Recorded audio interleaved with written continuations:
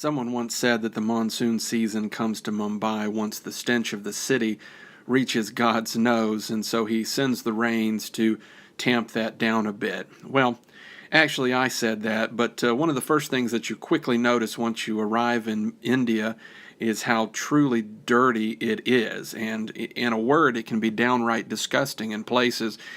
I've been to a great number of countries, but only in India have I seen mountains of garbage, the size of small houses, stacked on the side of the road for all to see. And most of the locals here treat this as normal.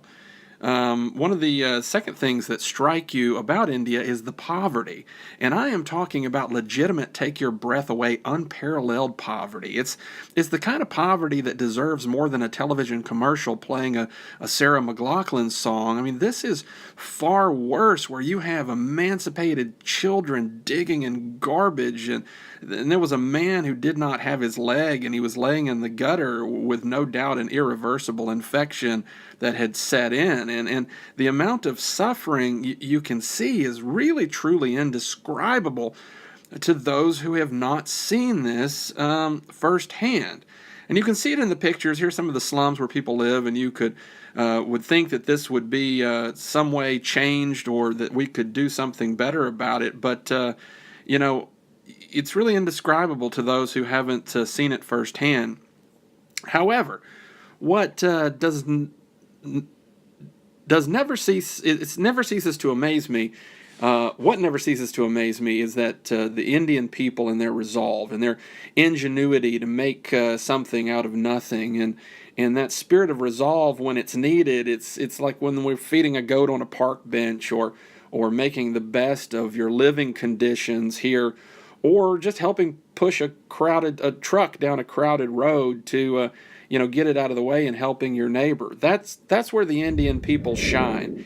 Hiram, Hannah, and I were able to visit the Shri Siddha Hivanyak Ganapani Mandir Temple. Sorry if I butchered that, which is the home to Lord the Hindu god Lord Ganesh.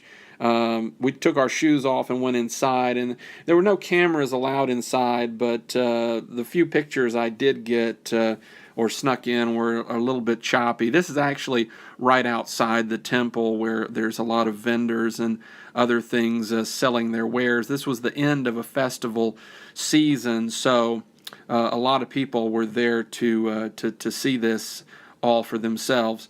Once you're going to get done, and all the time for us, it's never a bad time to have some hand sanitizer. So I thank Hiram and Hannah and myself for making sure we're all on that same page.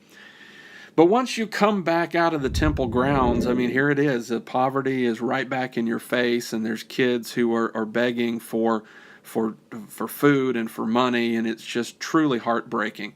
We decided to go back to the hotel, but on the way we stopped off at the shoreline. This was a part of India that I had never been to before, but it's kind of cool to see because you're right there. India, or at least Mumbai, is right there on the coast, and it's on the coast of the Arabian Sea.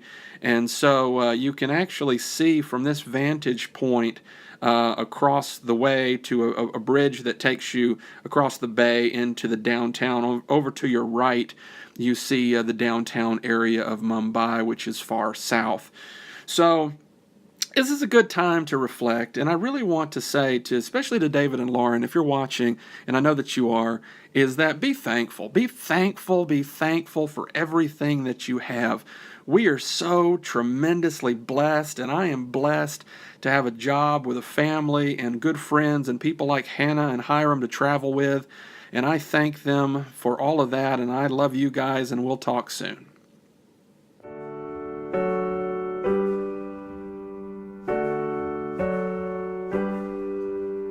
It's not that unusual